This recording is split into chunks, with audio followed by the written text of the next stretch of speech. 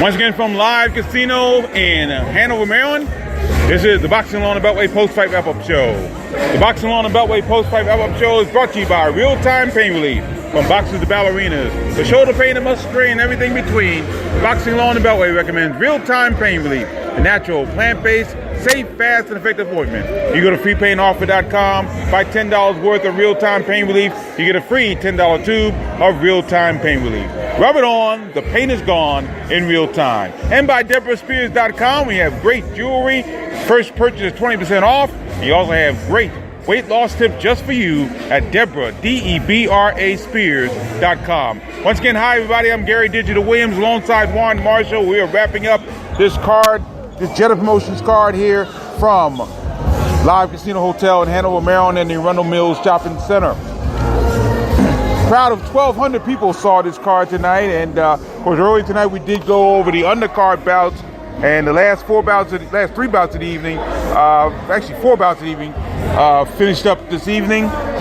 Finished up just a few minutes ago with Francisco Bustos out of Rockville, Maryland, scoring a first round knockout over Javon John, 45 seconds in the first round. And we're going to continue with this in just a moment, but first of all, just joining us here tonight at the Live Casino is a young man who won earlier tonight over our eliminated, now scored a very nice 6-round TKO over Kevin Womack, 4th round TKO over Kevin Womack Jr. Talking about the man now known as Triple Z, Zayarbek Nishinbayev. Congratulations, sir. Great win tonight. Thank you. Appreciate it. I mean, it was a great fight. I mean, he has a lot of experience on a big level. I mean, he fought with the guys who is like 15, 16, 18 fights. I mean, it was a step up for me. Early on, I couldn't adjust to his style. It was a little bit dirty fight, but end of the 4th round, I saw the opening right hand. Then it was like I landed perfectly. Then after that, I finished him out. Well, it reminded me a lot of that knockout you had a couple years ago against Norman Allen. I think it was almost in the same round. He knocked him out in the 4th round. It was third round that time. Yeah, third round that time. And he knocked him out very similar in this situation here against Womack. He didn't knock out Womack, but he could not continue the bout. But it was a great punch. I mean, see, you guys saw. I mean, it was a little bit dirty fight, and he got me a couple of times with the headbutt, and I was trying to get over it, like trying to move around and use jab and all this stuff. But he was a lot taller. But I was supposed to get closer, but he was keep holding, and the referee took a point out. But it was kind of good adjustment and good experience to fighting with a guy who had a lot of fights. And hopefully I'm going to come back soon, really soon actually, end of September or in October I'll be back in the ring again. This was your most experienced opponent so far, is that correct? So far it was most experienced opponent that I faced. Like, I saw the dirty side of the game too, which is how I can adjust for next time. Anytime it happens like that, I will know what to do right now. Very powerful. What was the openings you saw leading up into the 4th round? See, I mean, he was getting sloppier and sloppier when it went longer. Like then, I saw when he was throwing a jab and he was trying to go over a hook. Then he was wide open and he dropped the right hand. As soon as I saw him, I'm like, okay, I gotta let it go. Then I was holding a right hand. I was trying to land perfectly, but he was keep turning his head. Then he was complaining that I'm hitting him in his back of the head, but he was turning his head. It's no way I can land it butt to your in the back of your head. Then that it was like a perfect counter punch in there. It's on time. Then I landed clearly. Then he went down after that. Good enough. Well, tremendous win again, and you're in good shape now. 5-1, 4 KOs, 4th round TKO, 230 to the 4th round. Congratulations, Thank you. Triple Z, Zayarbek Nishinbayev. Congratulations. Everybody's doing well. Thank you very much. Appreciate it. We're going to go ahead and continue with our show. Thank you very much. Good job, man. Thank you. All right, take care. Triple Z, Zayarbek Nishinbayev. All right. And, of course, earlier tonight he won his bout in the 4th round. Now, back to our feature bout tonight, and of course, again, a war of attrition. We talked to him earlier tonight. A war of attrition, an opportunity for Demond Nicholson to finally face adversity and this time overcome that adversity. And he went on to win a 6-round knockout over Isaac Rodriguez to win the vacant WBC USNBC super middleweight title. Yeah, this is definitely a bout that Demond needed, not just to win, but the way he won it. It was the perfect way he needed to win to bounce back from the loss that he had, and not just the loss, but the previous bouts that he had. You know, pretty tough fights. Even when he won fights, I guess people were, questioning how he looked in those fights. But this fight right here overpowered and overturned all that, and I think this is the bout that his promoter, Lou DiBella, was looking for him. Yeah. And the way he wanted him to win, this is exactly what he wanted him to win. Nicholson made a lot of changes on the one way to this win tonight. Of course, his camp now, he's now with the Upton Boxing Gym over in Baltimore, dealing with Calvin Ford and Kenny Ellis. And again, as they've done so many times, we've talked about this camp over the last few years with, of course, Gervonta Davis, the world champion in this camp. You've got Malik Hawkins, you got one of the best amateurs in the country, and Lorenzo Truck Simpson. They've got so much going on over there, and now Demond Nicholson's part of that, and he has continued to ride that train, and he became very, very successful. And I think now he kind of said it wasn't one of his best performances. I got to disagree. I think it was definitely, if not his best performance as a pro, definitely as far as his experience level, as far as the opponent's experience level. We got a guy who was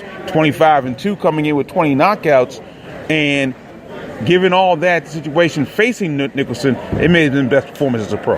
Yeah, and like you said, this he might not thought it was his best performance, but what the viewers saw on TV, his last performances on television, they were expecting to see a lot more from him based on where he was in his career. And it didn't pan out the way he wanted it to pan out. It didn't pan out the way the viewers wanted it to pan out. But tonight, he proved that he can overcome adversity and fight in tough fights where a fighter is coming pressuring him, with some power behind his shots, and even catching him and stun him in his bout, and was able to overcome that and get a knockout. Yeah, he took some shots, no question about it. Rodriguez took some more shots, and Nicholson, as the bout continued, was able to break down Rodriguez to the point and getting the victory. The time of the knockout, 2:07 of the 6th round. Demond Nicholson now 19-3-1, 18 KOs, and Rodriguez falls to 25-3, 20 KOs, an outstanding bout. And Nicholson, again, a regional champion, hit for the Beltway, and he is now the WBC USNBC super middleweight champion. And the co-feature tonight, youth versus experience, and according to Michael Professor Fox, when he joined us earlier tonight, youth was a big key in him defeating the ages 1 to tonight, DeMarcus Corley. 10-round unanimous decision there. One of the few bouts tonight that went the distance, in all honesty. And Michael Fox uses his speed. He uses his youth. He's a 22 year age difference between Fox and Corley, and Fox used that to his advantage. He went on to the victory tonight. Yeah, and what Fox did coming into this fight was the respect level he had of DeMarcus Corley's career, basically. Knowing that DeMarcus Corley was able to use his right hand to not even stop, but hurt Mayweather, Cotto with that right hook, and he came in looking for that. And his game plan was to stay away, stay moving, and look out for that punch. And he was using his jab very well, like he normally does. As he said, as he told us, he was looking for the Corley that won the title in 2001 against Ener Julio, that Felix Flores should say, and went on to fight the likes of Cotto and Mayweather and Daryl Tyson, people of that nature. Yep. That's the DeMarcus Corley that Michael Fox was looking for, and he put on a good performance. Once again, the scores, Dave Braslow and Paul Wallace, the judges, they had it 96-94. John Gradowski had a wider margin for Fox, 98-92. Michael Fox now 18-0, 4 KOs. DeMarcus Corley now falling to 51-32-1 with 28 KOs. And in a swing bout that just took place here earlier tonight, Ivan Golub out of Miami, Florida now, taking on Leonardo Pain Swerve Tyner. And Golub won a 10-round unanimous decision, pretty easily bout. Both two judges had 99-91. One judge had it 100-88.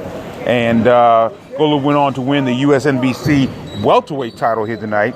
And so that was a great win. And Golub now 20-1, 13 KOs. Leonardo Tyner following the 34, 13-2, 21 KOs. Quite frankly, we saw a little bit of that one, but again, we had interviews to do throughout. You heard some here on the podcast, and a lot of things were going on during that bout. So we didn't get a chance to see as much of the bout as we wanted to, but again, we had local boxers that we interviewed in this, that definitely took precedence. So as we continue throughout the month of August into September, some big things going on throughout the month. A couple bouts coming up later on this month with the likes of David Grayton fighting a little bit later on to this month, and some other things as well. And also, we got to congratulate Hasim Rahman Jr., who won a 6-round unanimous decision. First 6-rounder for gold-blooded Rahman out of Baltimore, Maryland, and he won a unanimous decision in Hinckley, Minnesota on Friday night. Oh, Rahman. Yeah, I noticed that he was posting some things on social media that he won. I think they were trying to push his career in the fact that he can get in the mix with the heavyweights, because the heavyweight division is only a few top heavyweights that's really making noise in that division.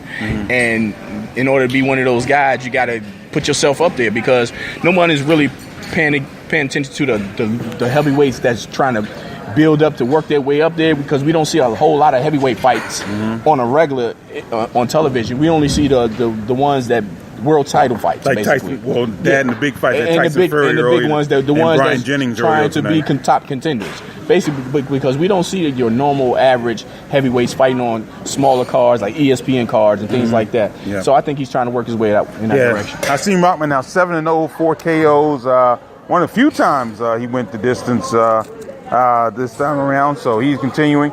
So a lot going on. September 8th, of course, Alexander Marine, who is now, by the way, ranked 6th in the world now at super flyweight. And he has got a big bout as part of the Super Fly 3 card coming up at the Forum in Los Angeles, California. And, of course, we got to talk about this. We'll talk about this next couple weeks on our regular podcast. We couldn't do it this week. I was actually out of town all week, so I didn't get a chance to do my regular news and those podcasts. That'll continue next week. And some big bouts coming up in the month of September. We'll start talking about in the next couple of weeks, including the twin bill cards coming up on Saturday, September 22nd. One card will be at Bowie State University, AC Jordan Arena. The other card will be at the ABC Sports Complex, in Springfield, Virginia. That'll be on Saturday, September 22nd. Still got the card Saturday, September 29th at Rosecroft Raceway in Fort Washington, Maryland. So we still got a lot going on. We come up in the next couple of months here in the Beltway. So make sure you stay with us right here on Boxing on the Beltway, Pro-Am Fight Talk blog as well, Boxing on the Beltway podcast that you can hear once again on Spreaker.com, iHeartRadio.com, TuneIn, Stitcher.com, and Google Podcasts. Make sure you join us all throughout the upcoming months as we give you all the best news and the most recent news and the up-to-date news from the Beltway boxing scene. But that'll do it here from Live Casino in Hanover, Maryland. Don't forget the Boxing on the Beltway post-fight wrap-up show brought to you by Real Time Pain Relief. Go to freepainoffer.com. Buy $10 worth of Real Time Pain Relief. You get a free $10 tube of Real Time Pain Relief. Rub it on. The pain is gone in real time. And by DeborahSpears.com, where you have great weight loss tips, as well as great jewelry being sold on Deborah, DEBRA Spears.com. For Juan Marshall, I'm Gary Digital Williams saying so long from Live Casino in Hanover, Maryland. And don't forget to join us all the time throughout on the Boxing on the Beltway Google Podcast. Until then, thanks for joining us, and always remember to keep supporting the best boxing in the world, the boxing along the Beltway. Take care, everyone.